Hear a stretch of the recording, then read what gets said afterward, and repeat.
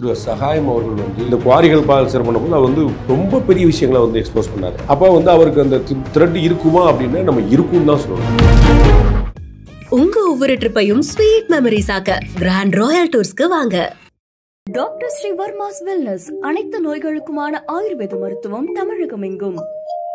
Maldives in Madras, VGP Marine Kingdom, India's first largest walk-through tunnel aquarium, ECR in Jambakam. Quarry mafia வந்து ஒரு ஈவு இறக்கமற்றது. அதுல வந்து ஒன்றும் குழப்பம் இல்லை. அதுல வந்து அவங்க என்ன மாதிரியான விஷயங்கள் செய்வாங்க. அதுல அவ்வளோ 1000 கோடி பணம் இருக்குது, அவ்வளோ பெரிய நெட்வொர்க் இருக்கு. இடி உள்ள வந்து பார்த்து ஏன் கலெக்டர்ல கூப்பிடுது உங்களுக்கு புரியுங்களா? இடி வந்து நேராக பார்த்து மண்ணல்லியான்னு சொல்லி போகலாம்ல, அது மண்ணில் நிப்பாட்டலாம், ஏன் கலெக்டர் வரைக்கும் போகுது? அதனால அந்த நெட்வொர்க் வந்து எங்க வரைக்கும் போயிருக்குன்னு யாராலையுமே கற்பனை பண்ண முடியும். குவாரி முறைகேடு நடந்திருக்கா, எத்தனை 1000 கோடி, அதுக்கு யார் யார் துணை, அது திமுக ஆட்சியா அதிமுக ஆட்சியா உள்ளூர் மாவட்ட ஆட்சியர்களா, இதை நாம கண்டுபிடிக்கணும் முதல்ல.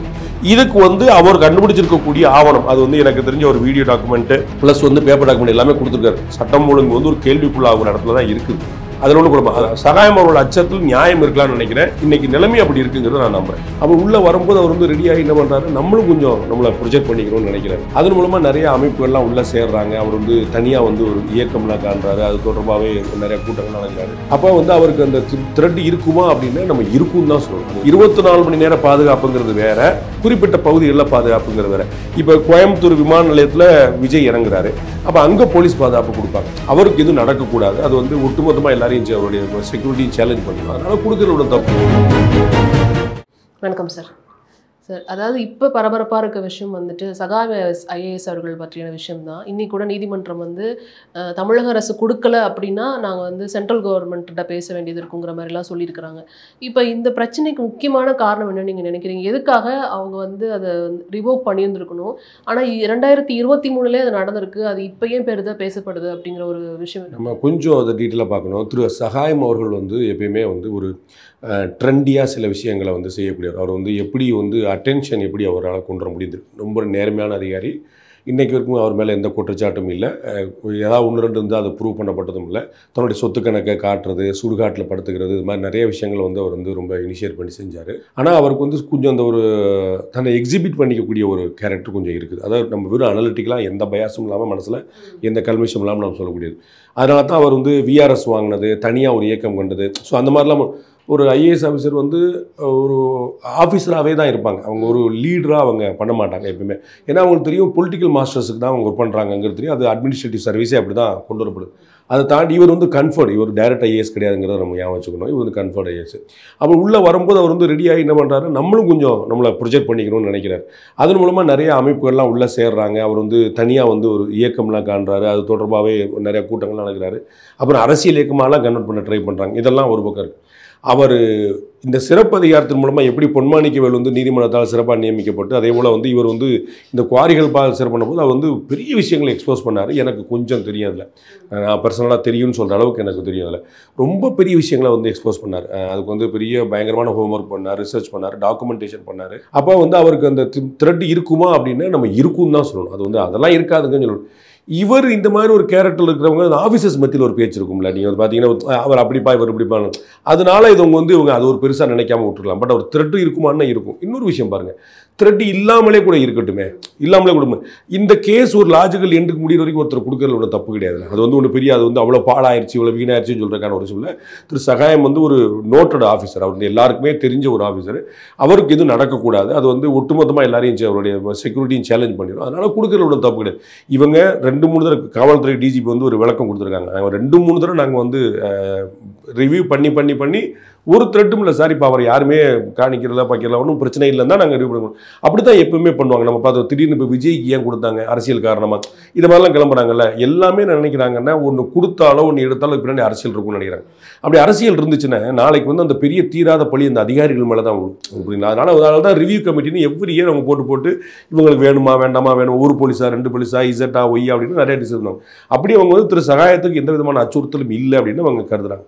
அவர் அச்சுறுத்தல் இருக்குன்னு சொல்லும்போது அதை நம்ம வந்து அட்ரஸ் பண்ணலாம். சரி, ஓகே, நீங்கள் கோர்ட்டுக்கு போகும்போது சொல்லுங்கள், இந்த கேஸ் வரும்போது சொல்லுங்கள், இந்த கேஸ் வரக்கூடாது. அதாவது 24 மணி நேர பாதுகாப்புங்கிறது வேற, குறிப்பிட்ட பகுதிகளில் பாதுகாப்புங்கிறது வேற.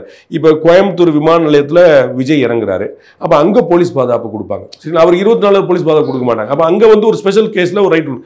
அதை மாதிரி இவர் வந்து நான் கோர்ட்டுக்கு போகிறேன், எனக்கு ஒரு அச்சுறுத்தல் இருக்கலாம், இந்த மாதிரி பிரச்சனை, அப்போ வந்து ஸ்பெஷல் கேஸாக அவர் வந்து வாங்கிக்கலாம். அது ஒன்றும் குழப்பம் இல்லை. ஸோ இவருக்கு ரிவ்யூ பண்ணலை, நான் ஒரு பாலிடிக்ஸ் பார்க்கல. ஏன்னா இவர் பிஜேபிக்காரரோ ஏடிஎம்கேக்காரரோ கிடையாது. உங்களுக்கு புரியுங்களா? நீங்கள் வந்து அவர் ஓட்டு போட்டே ஆகணும் அப்படின்னு நீங்கள் சொன்னீங்கன்னா அவர் இந்த டிஎம்கே பக்கம் தான் போடுறாரு. டிஎம்கே போடாமல் பிடிக்காமல் இருக்கும் அவருக்கு. அவர் தனியாக கம்யூனிஸ்ட் பக்கம் போய் நிற்பார். அவர் அது கம்யூனிஸ்ட் டிஎம்கே கூட தான் உட்காந்து நிற்கும். ஸோ அவர் எந்த ஒரு மாற்றுப்பாதையை தேடினாலும் அது கட்டாயமாக ஏடிஎம்கே பக்கமோ பிஜேபி பக்கமோ நிற்காது. அதனால இவருக்கு திமுக மீது ஒரு பகையோ திமுகவுக்கு இவர் மீது ஒரு அனுபவமோ கிடையாது. உங்களுக்கு புரியல? அவங்களுடைய ஆஃபீஸர்ஸ் வந்து முடிவெடுக்கிறாங்க, இதுக்கு வந்து ரிவ்யூ பண்ணி தேவையில்லை முடிவெடுக்கிறாங்க. இவர் வந்து அந்த அச்சுறுத்தல் இன்னும் இருக்குன்னு நினைக்கலாம். ரிட்டையர்ட் ஆகிட்டாரு, அவர் வந்து வெளியில் இருக்கிறாரு, ஏஜ் இருக்குது, தனியாக போகக்கூடியவர் அவர் ஜஸ்டிஸ் சந்துரு இது மாதிரி ஒன்றாலும் வந்து நிறைய முக்கியமான இம்பாக்டை கிரியேட் பண்ணுவாங்க. அப்போ அவங்களுக்கு ஒரு அச்சுறுத்தல் இருந்தால் அதை நம்ம அட்ரஸ் பண்ணணும். அதில் ஒன்றும் குழப்பம் இல்லை. இல்லைன்னு கருதுனாலும் ஒரு ஸ்பெஷல் கேஸாவது நம்ம வந்து சரி நீங்கள் வெளியில் போகும்போது வரும்போது எங்களுக்கு சொல்லுங்கள், நீங்கள் எங்கேயா ட்ராவல் பண்ணும்போது எங்களுக்கு சொல்லுங்கள், இல்லை கோர்ட்டு போகும்போது சொல்லணும்னு கொடுக்கலாம். இது வந்து இது கொடுக்காம போய் தான் அது பண்ண முடியாதுங்க, நாங்கள் ரிவ்யூ பண்ணுறாங்க, அவருக்கு ஒன்றும் கிடையாது அப்படி சொல்லி டிபார்ட் அளவுக்கு அங்கே ஒன்றும் கிடையாது. அவர் கோர்ட்டுக்கு போய் கோர்ட்டில் விசாரிச்சு நாங்கள் சென்ட்ரல் கவர்மெண்ட் போடுவாங்கிற அளவுக்குலாம் ஒரு பிரச்சனை கிடையாது. ஒன்று கொடுத்துடலாம். ஒன்று நாங்கள் வெளியில் நடமாடும் போது கொடுத்துருவோம் சார், எங்களுக்கு வெளியில் இருந்து தவிர சொல்லுங்கள், நாங்கள் ஒரு பாயிண்ட் ஆஃப் கால் கொடுத்துருக்குறோம் அவருக்கு, இங்கே வெளியே போனால் சொல்லுங்கள் சார், நாங்கள் எஸ்கார் பண்ணுறோம் சார் சொன்னால் முடிஞ்சு வச்சுக்கிறது. அது வந்து ஒரு பெரிய வித்த கிடையாது. இது பொலிட்டிக்கலி பிரச்சனை இல்லைன்னு நீங்கள் சொல்கிறீங்க. அப்பயே வந்து இவ்வளோ தடுமாற்றம் இன்னைக்கு வந்து நீதிமன்றமே வந்துட்டு நீங்கள் கொடுக்கலன்னா நாங்கள் அடுத்த கட்டமாக இந்த மாதிரி நடவடிக்கை எடுக்க வேண்டியது இருக்கும் அப்படின்னு அதிகாரிகள் நினைப்பாங்கன்னா ஒரு அட்டென்ஷன் சீக்கிங்கில் இருக்கிறாரு. அவருக்கு வந்து ரொம்ப வந்து நம்ம வந்து ஒரு பெரிய நம்ம வேலையை பண்ணியிருக்கோம், நமக்கு வந்து 4 காவல்துறை அதிகாரிகள் சுற்றி போனால் தான் அவருக்கு இருக்குன்னு நினைக்கிறாரு அப்படின்னு அவங்க நினைச்சிருக்கலாம். ஏன்னா நாங்கள் ரிவ்யூ பண்ணிட்டோம் சார், ஒன்றுக்கு 3 நாங்கள் ரிவ்யூ பண்ணிட்டோம் சார், 2023, 24 ரிவ்யூ பண்ண இல்லை, ஒன்றுமே எங்களுக்கு பிரச்சனை இல்லை சார், கம்ப்ளீட்டாக ஆல்ரைட்டாக இருக்கிறார், அதனால் வேண்டாம்னு நினைக்கிறோம் அவங்க சொல்கிறாங்க. இவர் வந்து எனக்கு ஒரு அச்சுறுத்தல் சொன்ன, இது ரெண்டுக்கு ஒரு மிட் பாயிண்ட் இருக்கு. நமக்கு வந்து நான் வந்து இவர் ஏடிஎம்கே பிஜேபி மற்ற விஷயம் மாதிரி அப்படி ஒரு பொலிட்டிக்கலாக இவரை யோசிக்க வேண்டியதில்லை. இவங்களும் வந்து இவர் எங்கே ஒரு பொலிட்டிக்கலாக பண்ணியிருப்பாருன்னு யோசிக்க வேண்டியதில்லை. இது தேவையில்லாமல் ரொம்ப பண்ணுறாருங்கிற அதிகாரிகள் மட்டத்தில் உள்ள சிந்தனை தான் இதற்கு காரணமாக இருக்கும். வேற ஸ்டாலின் சொன்னார், உதயநிதி சொன்னாருங்கெல்லாம் யோசிக்கிற அளவுக்கு ஒன்றும் கிடையாதுங்க. அப்போ இதை வந்து ஒரு மிட்வே கண்டுபிடிக்க முடியும் நான் நினைக்கிறேன். இவங்க மாட்டேன்னு அடம்பிடிச்சு சொல்கிறதுல நாங்கள் வந்து இப்போ சின்னதாக ஒரு அஃபிடேவிட் போட்டு அவருக்கு எப்போ தேவையோ நாங்கள் கேட்டால் கொடுத்துருவோம் சொன்னால் முடிஞ்சு வச்சுக்காது. இப்போ ரவுண்ட் த கிளாக் பாதுகாப்பு தான் ஒரு கேள்விக்குறி. அதுக்கு ரிவ்யூ பண்ணி எனக்கு ஒரு காஸ்ட் இருக்குது. நீங்கள் ஒரு 3 ஷிஃப்ட் ஒரு ஷிஃப்ட்டுக்கு 8 மணி நேரம் போட்டிங்கன்னா 3 ஷிஃப்ட்டுக்கு 24 நேரத்துக்கு வந்து ஆள் போடணும். வீட்டில் வெளியில் போகணும்னு. அப்போ அதுக்கு ஒரு காஸ்ட் இருக்குது. அவங்களுக்கு லீவு, அவங்களுக்கு ஆஃப், அவங்களுக்கு மாற்றி ஒரு காரணம். நீங்கள் வந்து ஒரு காவல்துறை அதிகாரி மட்டுமே ஒருத்தர் கூட இருப்பாருன்னா அதுக்கு 4 பேர் ஒர்க் பண்ண வேண்டியிருக்கும். ஏன்னா அவரை மாற்றி விடுறதுக்கு காலையில் ஒருத்தர், மதியம் ஒருத்தர். நமக்கு வந்து ஒரு நேரம் ஒரு ஆள் தான் இருக்க மாதிரி இருக்கும். ஆனால் அவருக்கு காலையில் ஒருத்தர், மதியம் ஒருத்தர், நைட் ஒருத்தர், அப்புறம் இவங்கெல்லாம் ஆஃபில் இருக்கும்போது மாற்றி, புரியுங்களா? அப்போ அது பெரிய ப்ராசஸ். அது அவங்க நம்ம இவ்வளோ நேரம் அலாட் பண்ணணுமே அப்படின்னு அவங்க சொல்கிறாங்க, வேற ஒன்றுமே இல்லை. இதை ஏன் நம்ம இவ்வளோ தூரம் ஸ்ட்ரெஸ் பண்ணி கேட்குறோம்னா, இன்னைக்கு காலையில் வந்து மதுரையில் வந்து போராட்டம் நடக்குது. அவரை சார்ந்த மக்கள் எல்லாம் வந்துட்டு இது நீங்கள் கண்டிப்பாக வழங்கி ஆகணும், இது மிகப்பெரிய ஒரு கேஸ் வந்து கண்டுபிடிச்சவர், அதில் இருக்க எல்லா விஷயத்தையும் கண்டுபிடிச்சவர் வழங்கி. மதுரை மேலூர் பகுதியில் இவருடைய கண்டுபிடிப்பு ரொம்ப முக்கியமானது. அது இன்னைக்கு வரைக்கும் ஏன் வெளியில் வராமல் இருக்குங்கிற ஒரு பெரிய வியப்பு. அது வெளியில் வரணும். அது வெளியில் வந்தாலே திரு சகாயத்துக்கு பாதுகாப்பு வேணுமா இல்லையாங்கிறது தெரிஞ்சிடும். அதுதான் பிரைமரி கேஸ். அது வெளியில் வந்தால் தான் மற்ற விஷயங்களே தெரியணும். அதை வெளியே வராமல் வச்சுட்டு நம்ம வந்து இவருக்கு பாதுகாப்பாக வேணுமா வேண்டாமாங்கிற பேசுகிறாருல. குவாரி முறைகேடு நடந்திருக்கா? எத்தனை ஆயிரம் கோடி? அதுக்கு யார் யார் துணை? அது திமுக ஆட்சியா, அதிமுக ஆட்சியா, உள்ளூர் மாவட்ட ஆட்சியர்களா? இதை நாம கண்டுபிடிக்கணும் முதல்ல. இதுக்கு வந்து அவர் கண்டுபிடிச்சிருக்கக்கூடிய ஆவணம், அது வந்து எனக்கு தெரிஞ்ச ஒரு வீடியோ டாக்குமெண்ட் பிளஸ் வந்து பேப்பர் டாக்குமெண்ட் எல்லாமே கொடுத்துருக்காரு. அதை அரசாங்கம் வெளியிடுறதுக்கான முயற்சி பண்ணாங்கன்னா அது ரொம்ப புண்ணியமா போகும். ஒரு பாதுகாப்பு கொடுக்காததை விட அதுதான் முக்கியமான விஷயமா நான் பார்க்குறேன். இவரும் சகாயவர்களும் பகிரங்கமாக குற்றச்சாட்டு முன் வச்சிருக்கிறத பார்க்க முடியும். சட்டம் ஒழுங்கு பிரச்சனை இருக்கு. இதுக்கு முன்னாடி நடந்த 2 கொலைகளை சுட்டி காமிக்கிறாரு, ஜாகிர் ஹுசேன் கொலை எல்லாம் சுட்டி காமிக்கிறாரு. ஸோ எனக்கும் அது மாதிரி த்ரெட் வர வாய்ப்பு இருக்கு. மறுக்க இருக்குல்ல, இன்னைக்கு இருக்கிற நிலைமையில மறுக்க இருக்குல்ல. நீங்க வந்து ஜாகிர் ஹுசேன் கேஸையோ புதுக்கோட்டையில் உள்ள கேஸையோ நீங்க வந்து ஒரு எதேச்சா நடந்த விஷயங்க அப்படின்னு சொல்லிட முடியாது. ஏன்னா அவங்க 2 பேருமே தங்களுக்கு அச்சுறுத்தல் இருக்கிற ஏற்கனவே சொல்லியிருந்தாங்க. மாவட்ட ஆட்சியர் அலுவலகத்திலே புதுக்கோட்டையில் சொல்லியிருந்தாரு, அவர் வீடியோவே வெளியிட்டு இருந்தாரு திருநெல்வேலியில். அவர்களாம் தங்களுக்கு அச்சுறுத்தல் இருக்க சொல்லியிருந்தாங்க, எல்லாருக்குமே பயங்கரமாக தெரிஞ்சது. அது எந்த விதமான ஆக்ஷன் எடுக்கல. கடைசியில் ஒரு பெரிய ஒரு துரதிர்ஷ்டமான விஷயங்கள் நடந்தது. அதனால நம்ம அலட்சியமாக எடுக்க முடியாது. இன்னைக்கு நிலைமை அப்படிதான் இருக்கு. சட்டம் ஒழுங்கு வந்து சூப்பராக இருக்குங்க, அதெல்லாம் ஒன்றும் இல்லைங்க. நம்ம பார்த்தோம் 2021 வரைக்கும் 12 கொலை தான் நடந்திருக்கு, 2025 வரைக்கும் வந்து 10 கொலை தான் நடந்திருக்கு. அப்போ 2 கொலை கம்மி தான் சொல்கிற இடத்துல இல்லை. சட்டம் ஒழுங்கு வந்து ஒரு கேள்விக்குள்ளாகிற இடத்துல தான் இருக்குது. அதில் ஒன்றும் குழப்பம். அதனால வந்து இதை வந்து அவர் பாதுகாப்பு கொடுக்க மாட்டேன்னு அடம் பிடிக்க வேண்டியது இல்லைன்னு நான் நினைக்கிறேன். திரு சகாயம் அவரோட அச்சத்தில் நியாயம் இருக்கலாம்னு நினைக்கிறேன். இன்னைக்கு நிலைமை அப்படி இருக்குங்கிறத நான் நம்புறேன். அது வந்து இப்போ ரெண்டு விஷயமா பார்க்கலாம். ஒன்னு வந்து பொலிட்டிக்கலி அதுல எந்த மோட்டிவும் இல்லங்கிறத நீங்க தெளிவா வந்துட்டு சொன்னீங்க. எனக்கு அப்படிதான் தெரியும், ரெண்டு சைடுமே, எய்தர் சைடு. ஆனா இன்னைக்கு வந்து அவர் பகிரங்கமா வந்து சட்டம் ஒழுங்கு சரியில்லைன்னு அரச குற்றச்சாட்டு வைக்கிறப்ப இங்க வந்து சிலர் வந்து இது வந்து தேவையில்லாம வேணும்னே வந்து தேர்தல் டைம்ல வந்து பேசுறாரு. அவர் பேசிக்கலா ஒரு லெப்டிஸ்டுங்க. ஜஸ்டிஸ் சந்துரு மாதிரிங்க. அவர் பேசிக்கலா இடதுசாரி சிந்தனை கொண்டவர் தான். அவர் மக்கள் பாதையும் தனியா இயக்கம் பண்ணி அந்த மாதிரியான ஒரு சிந்தனை உள்ளவர் தானே தவிர தூண்டி விடுறன்னு யார் பாப்பா? நீங்க மார்க்சிஸ்ட் கம்யூனிஸ்ட் கட்சி, இந்திய கம்யூனிஸ்ட் கட்சி தூண்டி விடுறாங்கன்னு சொல்ல போறீங்களா அவரை? அப்ப பிஜேபி ஏடிஎம்கேக்கு அவருக்கு வந்து ஸ்நான பிராப்தி கூட கிடையாது. அப்ப அவங்க ஏன் சொல்ல போறாங்க? நான் உங்களை டிஎம்கே எதிர்க்க மாட்டார். அவர் வந்து ஏடிஎம்கே பிஜேபி வந்துருமா? நீங்க அவர்கிட்ட நீங்க போய் கேட்டீங்கன்னா ஏடிஎம்கே பிஜேபி வரக்கூடாதுன்னே கருத்து கொண்டு வந்திருப்பார். ஸோ அதனால தூண்டி விடுறாங்க. பொலிட்டிக்கல் மோட்டிவ் நான் பார்க்கலங்க. அதுக்கு பின்னாடி யாரா இருந்தா எனக்கு தெரியும். என்னுடைய லிட்டில் நாலேஜில் அவரை நான் அப்சர்வ் பண்ண வரைக்கும், எனக்கு தெரிஞ்ச வரைக்கும் அவர் ஒரு லெஃப்ட் லீனிங் இருக்கக்கூடியவர். அவர் அதனால வந்து அவருக்கு வந்து வேற எங்கேருந்து த்ரெட் வந்திருக்காரு. ஆனால் இந்த குவாரி மாஃபியா வந்து ஒரு ஒரு ஈவு இறக்கமற்றது. அதில் வந்து ஒன்றும் குழப்பம் இல்லை. அதில் வந்து அவங்க என்ன மாதிரியான விஷயங்கள் செய்வாங்க. அதில் அவ்வளோ 1000 கோடி பணம் இருக்குது, அவ்வளோ பெரிய நெட்வொர்க் இருக்குது. உங்களுக்கு புரியுங்களா? இடி உள்ளே வந்து பார்த்துட்டு ஏன் கலெக்டரில் கூப்பிடுது?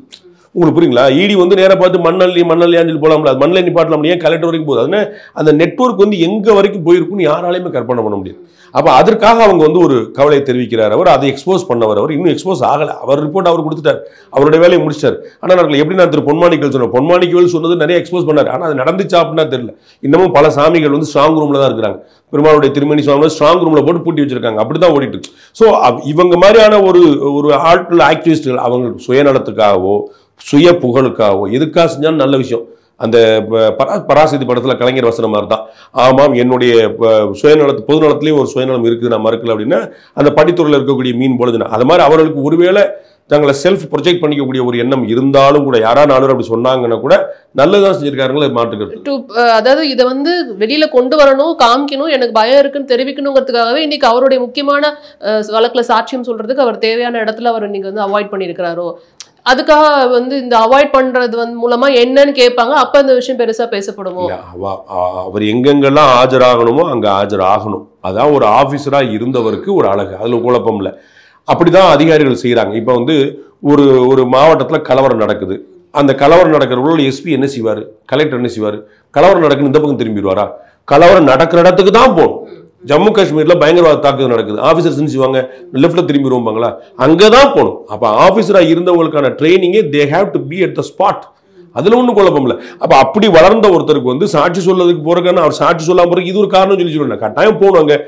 அங்க ஏதாவது சின்ன அச்சுறுத்தல் இருந்தா தெரிஞ்சிடும். ரசம் வாய்தல் தப்பு நடந்தா நடக்கக்கூடாது, நடக்காது. அப்படி நடந்தா தெரிஞ்சிடும். ஸோ இதனால அதை நான் ஸ்கிப் பண்றது சரியில்லை. ஓகே, டு கன்க்ளூட் திஸ், எங்க இருந்து ரியாக்ஷன் வரணும்னு நீங்க நினைக்கிறீங்க? அரசாங்கம் சின்ன முன்னெடுப்பு எடுக்கலாம், ஒரு ஸ்டெப் அஹெட். வேற ஒண்ணுமே இல்லை. அரசாங்கம் வந்து ஒரு லீப் ஸ்டெப் எடுத்து பாஞ்சு வந்து ஒன்று பண்ண வேண்டியதில்லை. சரிங்க, உங்களுக்கு எப்பப்பெல்லாம் தோணுதோ நீங்க ஃபோன் பண்ணுங்க, நம்ம வந்து கொடுத்துருவோங்க, முடிஞ்சு வச்சுக்கிறேன். அதை வந்து வீட்டில் இருக்கும்போது கொடுக்க வேண்டியதில்லை, பர்சனல் லைஃப் டிரைவ் போகும்போது கொடுக்க வேண்டியதில்லை, வெளியூருக்கு போகும்போது ஒரு அலர்ட் பண்ணி சொல்லிட்டா கொஞ்சம் கண்காணிப்பில் வச்சுக்கோங்க, சார் பார்த்துக்கோங்க சொல்லி ஒரு எஸ்கார்ட் கொடுத்தா ஒன்றும் தப்பு கிடையாது, சாதாரணமாக முடியக்கூடிய. உங்க ஒவ்வொரு ட்ரிப்பையும் ஸ்வீட் மெமரிஸ் ஆக்க கிராண்ட் ராயல் டூர்ஸ்க்கு வாங்க. டாக்டர் ஸ்ரீ வர்மாஸ் வெல்னஸ் அனைத்து நோய்களுக்குமான ஆயுர்வேத மருத்துவம் தமிழகம் எங்கும். Maldives in Madras, VGP Marine Kingdom, India's first largest walk-through tunnel aquarium, ECR in Jambakam.